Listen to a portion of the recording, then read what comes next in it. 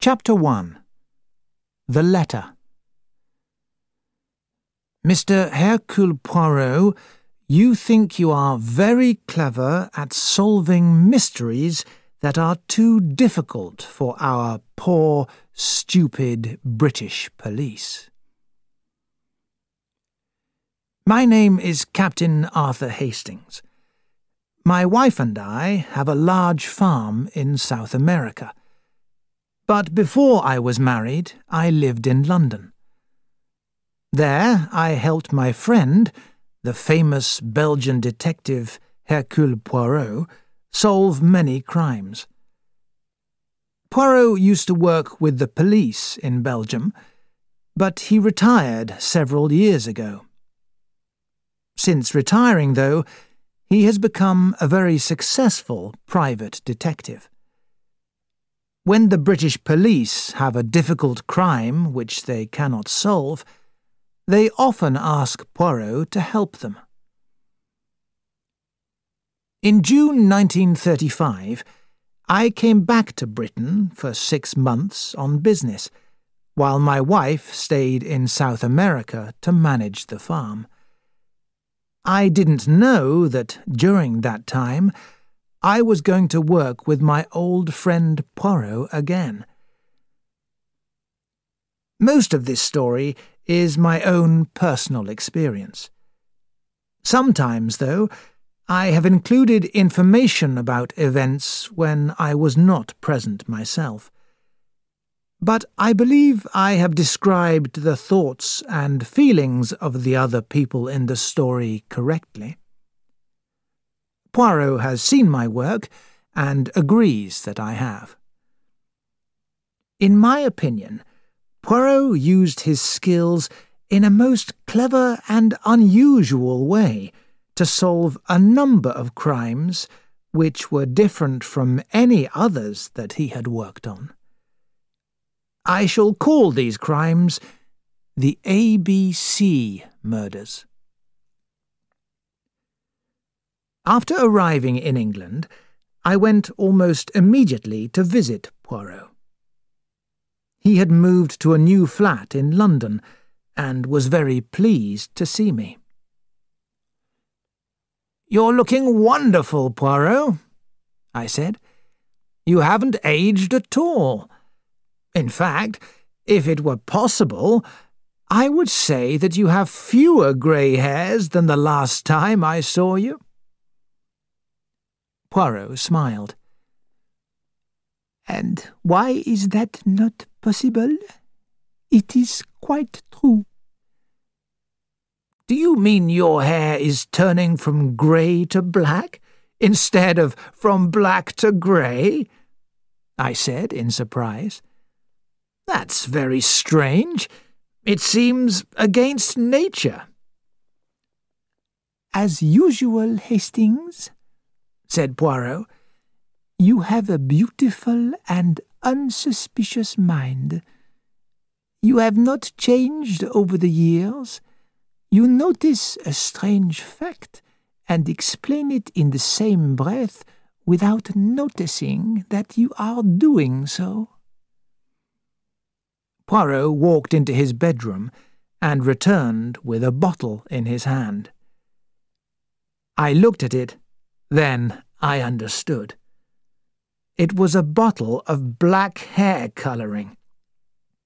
"Poirot," I cried, "you've coloured your hair!" "Ah, you begin to understand," said Poirot. "I suppose next time I come home I shall find you wearing a false moustache. Or are you wearing one now?" Poirot looked shocked. He has a large black moustache, which he is very proud of. "No, no, mon ami, a false moustache? Ah, how horrible!" He pulled his moustache to prove to me that it was real. "I have never seen a moustache like mine in the whole of London." That was a very good thing, I thought privately. But I didn't want to hurt Poirot's feelings, so instead I changed the subject. "Are you still working?" I asked. "I know you actually retired years ago." "Yes, it is true," replied Poirot. "I tried to grow vegetables instead. But immediately a murder happened, and I had to forget about the vegetables. And since then, whenever I say that a case will be my last, it is not. Each time I say, this is the end. But then something else happens. But I must say, my friend, that I do not like retirement at all. If I do not use my brain, it will stop working." "I see," I said.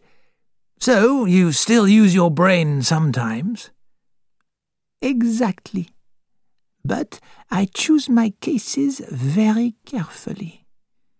You know, Hastings, in many ways, I think you bring me luck." "Really?" I said. "In what ways?" "As soon as I heard you were coming, I said to myself, something will happen. Hastings and I will hunt criminals again together, just like the old days. But if so, it must not be ordinary business. It must be something—" He waved his hands excitedly. "Something very fine and special." "Well," I said at last, smiling, "has this excellent crime happened yet?" "Pas encore. At least—" Poirot paused, and a look of worry came over his face. His voice sounded so strange that I looked at him in surprise. Suddenly, he crossed the room to a desk near the window. There were papers arranged carefully inside. He took one out, then passed it to me. "Tell me, mon ami," he said, "what do you think of this?" I took it from him with interest. It was a letter which had been typed on thick white notepaper. "Mr. Hercule Poirot, you think you are very clever at solving mysteries that are too difficult for our poor, stupid British police. Let us see, Mr. Clever Poirot, just how clever you can be. Perhaps you'll find this problem too difficult. Watch out for Andover on the 21st of the month. Yours, A.B.C." I looked at the envelope. The address was typed too. "The postmark is London WC1, said Poirot. "Well, what is your opinion?" I handed the letter back to him. "It's from a madman, I suppose," I said. "That is all you can say?" "Well, doesn't it sound like a madman to you?" "Yes, my friend, it does." His voice was serious. I looked at him in surprise. "You're worried, Poirot." "A madman, mon ami, is a serious matter. A madman is a very dangerous thing." "Yes, of course, that's true. I hadn't thought about that. But it sounds more like a rather stupid kind of joke. Perhaps the sender was drunk." "You may be right, Hastings." "What have you done about it?" I asked. What can one do?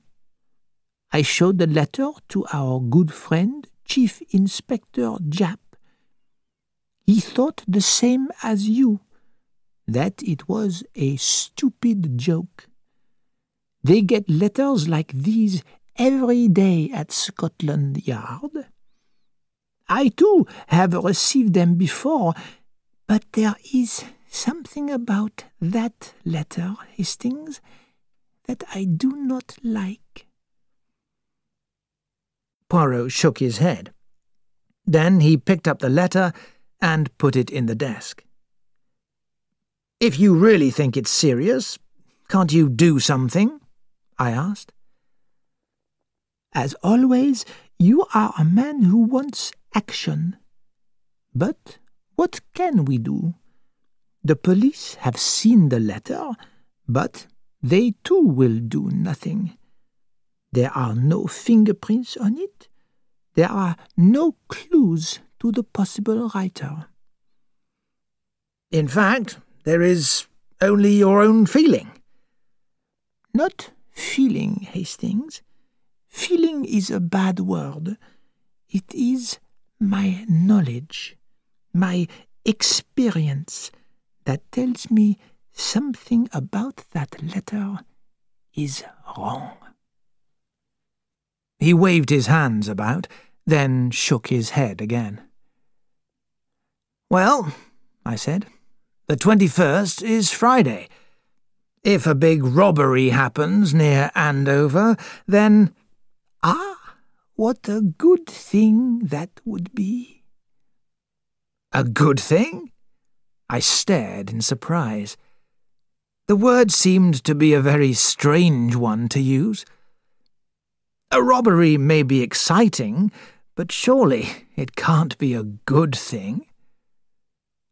Poirot shook his head. "You don't understand, my friend. It would be a good thing because it would clear my mind of the fear of something else." "Of what?" "Murder," said Hercule Poirot. Mr. Alexander Bonaparte Cust got up from his chair and looked near-sightedly round his bedroom. The furniture was old, and the bedroom was not very clean. His back hurt from sitting in the same position for too long. As he stretched himself to his full height, you could see that he was quite a tall man, but he did not look tall because he stooped. He went to a coat that was hanging on the back of the door, and took from the pocket a packet of cheap cigarettes and some matches. He lit a cigarette, and then returned to the table. He picked up a railway guide and searched for some information inside it. Then he looked at a typewritten list of names. With a pen, he made a mark against one of the first names on the list. It was Thursday, the 20th of June. I had forgotten about the anonymous letter which Poirot had received, and the importance of the 21st. On the 22nd, Poirot received a visit from Chief Inspector Japp of Scotland Yard. We had known the inspector for many years, and he welcomed me warmly. "What a surprise!" he cried. "It's just like the old days seeing you with Monsieur Poirot again. You're looking well, too. Your hair is just getting a little thin. Well, that's what happens to all of us." I always brushed my hair carefully across the top of my head, so I wasn't very pleased that Inspector Japp had noticed my thinning hair, but I decided not to get upset. "Yes, we're all getting older," I agreed. "Except for Monsieur Poirot," said Japp, smiling at my friend. His hair and moustache look wonderful, and since he retired, he's become very famous. Train mysteries, air mysteries, high society deaths. Oh, he's here, there, and everywhere. Have you heard about his anonymous letter? I showed it to Hastings the other day, said Poirot. Of course, I said. I'd completely forgotten about it. What was the date in the letter? Yesterday, said Japp. That's why I've come here. I rang the police in Andover to see if anything had happened. But the letter is certainly a joke. A shop window was broken by children throwing stones, and a few people got drunk. But that's all. I am very glad about that, said Poirot. We get lots of letters like that every day, said Japp, from people who have nothing better to do. They don't mean any harm. They're just looking for a bit of excitement. I have been foolish to think that the matter was so serious, Poirot agreed. Well, I must go, said Japp, laughing. I just wanted to stop you worrying. After the inspector had left, Poirot said, He does not change much, the good Japp, eh? He looks much older, I said, and his hair is going grey, I added nastily. You know, Hastings, I have a very clever hairdresser, said Poirot. He could put some false hair onto your head and brush your own hair over it. Poirot, I shouted. I'm not interested in your hairdresser. What's the matter with the top of my head? Nothing at all, said Poirot quickly. Well, I said, feeling a little calmer, I'm sorry that anonymous letter didn't lead to an interesting crime. Yes, I was wrong about that, said Poirot. I am too suspicious. The telephone rang, and Poirot got up to answer it. Allô? He said. Yes, it is Hercule Poirot speaking. He listened for a minute or two, and then I saw his face change. Mais oui. Yes, we will come naturally. It may be as you say. Yes, I will bring it. À tout à l'heure, then. He put down the phone and came across the room to me. That was Japp speaking, Hastings. He had just got back to Scotland Yard. There was a message from Andover. Andover? I cried excitedly. Poirot said slowly, An old woman has been found murdered. She had a little tobacco and newspaper shop. Her name is Asher. I think I felt a little disappointed. I had expected something very unusual. The murder of a shopkeeper didn't sound very interesting. Poirot continued in the same serious voice. The Andover police believe they know who did it. It seems that the woman's husband gets drunk and behaves badly. He has said several times that he would kill her. But The police would like to have another look at the anonymous letter I received. So I have said that you and I will go down to Andover at once." I felt a little more excited. Perhaps the murder of the old woman wasn't very interesting, but it was still a crime. It had been a long time since I had mixed with crime and criminals. I wasn't really listening to Poirot's next words, but later I remembered them very clearly. "This is the beginning," said Hercule Poirot.